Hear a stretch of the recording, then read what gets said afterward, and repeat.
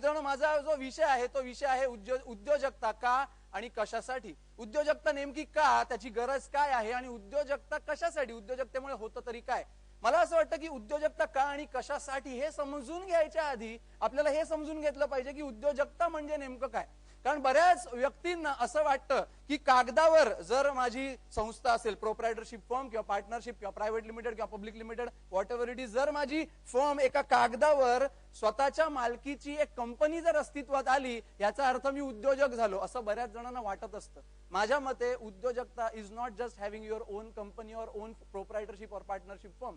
माझ्या मते उद्योजकता इज अ डीप थॉट, ही एक मानसिकता आहे. आणि उद्योजकता समजून घेणं, नेमकं उद्योजकता काय, ज्याला एंटरप्रेन्योरशिप असं म्हणतात. एंटरप्रेन्योरशिप म्हणजे नेमकं काय, जर आपण हे समजून घेतलं तर मला असं वाटतं की आपण एक यशस्वी उद्योजक नक्कीच होऊ शकतो. सो उद्योजकता म्हणजे नेमकं काय, मला असं वाटतं की सोप्या भाषेमध्ये जर उद्योजकता काय हे समजून घ्यायचं असेल तर एक वाक्य खरंच मला खूप आवडतं आणि ते वाक्य असं आहे की उद्योजकता म्हणजे काही वर्ष असं आयुष्य जगणं जसं इतर कोणीच जगत नाही.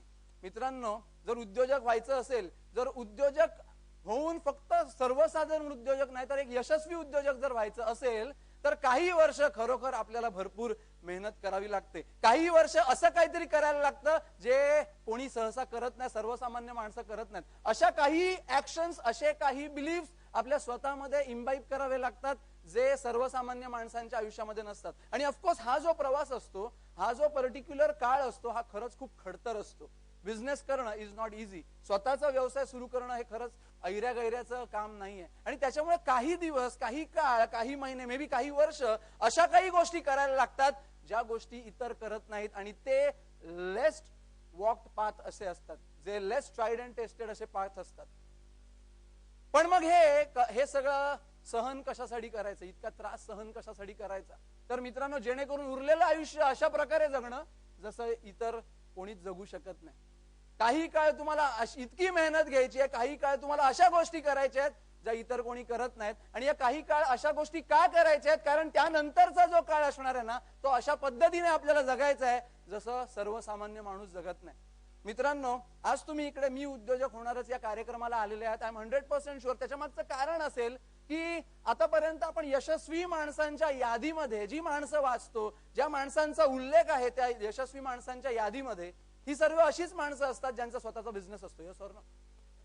आपण जेव्हा जेव्हा फोर्ब्सची श्रीमंत माणसांची यादी बघतो किंवा फॉर्च्यून 500 मध्ये अतिशय श्रीमंत व्यक्तींची आपण नावं वाचतो, त्या व्यक्तींमध्ये, यशस्वी व्यक्तींमध्ये जी माणसं असतात ही अशीच माणसं असतात ज्यांचे स्वतःचे व्यवसाय असतात.